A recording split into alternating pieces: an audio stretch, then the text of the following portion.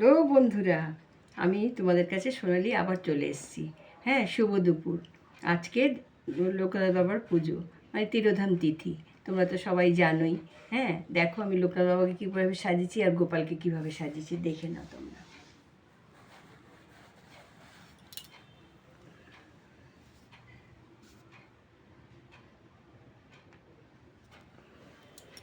তাহলে তোমাদের দেখালাম এইটা।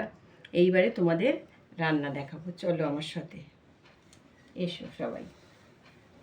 আবার এলাম, তাহলে চলে এসেছি বন্ধুরা। এই দেখো কি করেছি রান্না। গরম গরম ভাত, হ্যাঁ, নটা ভাত। তারপরে করেছি এই যে ঘাটকোলের এটা দিয়ে, মানে ডাঁটাটা দিয়ে, আর তোমার কাঁঠালের দানা দিয়ে, এই যে কালো জিরে দিয়ে ভেজেছি, লঙ্কা দিয়ে, কাঁচা লঙ্কা দিয়ে, হ্যাঁ, মানে ভাপিয়ে ফেলে দিয়ে ভেজেছি। আর তার সঙ্গে পাকা পটল ভাজা করেছি। আর করেছি এই যে আমড়া দিয়ে ডাল, বুঝেছো?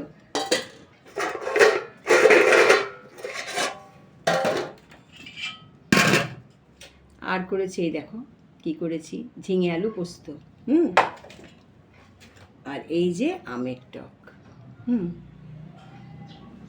আর রেখেছি এই যে আলু ভাজা, প্যাকেটের আলু ভাজা নিয়ে এসেছি কালকে কিনে, ভালো লাগলো দেখে তাই নিয়ে এলাম বন্ধুরা। সবই তো তোমাদের সাথে শেয়ার করি, তাই জন্য এগুলো করেছি আজকে আর মাছ টাছ করিনি, কেন লোকনাথ বাবার তিরোধান তিথি তো, আমি একটুখানি ঠাকুর দেবতার ভালোবাসি আর মানি বলে দিনগুলোতে, তাই জন্য এইগুলো করেছি, বুঝেছো? এই মানে বিশেষ বিশেষ দিনগুলো যে ঠাকুরের, এগুলো আমি ভীষণ ভালোবাসি। আর তোমরাও ভগবানকে ভালোবাসো জানি, কিন্তু মানে আরও ভালোবাসবে মন দিয়ে, দেখবে সে ঠিক সব কিছুতেই সে সাড়া দেবে।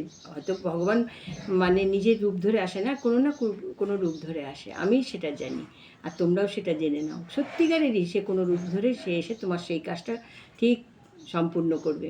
সে বিপদে আপদে ঠিক এসে কোনো রূপে এসে তোমার পাশে দাঁড়াবে। ভগবান কি নিজের রূপ ধরে আসে না, কারো রূপ ধরে এসে সব কিছু করে দেয়। আমি এটা ভীষণ ছোটো থেকে মানি, আর আমার সঙ্গেও তাই হয়।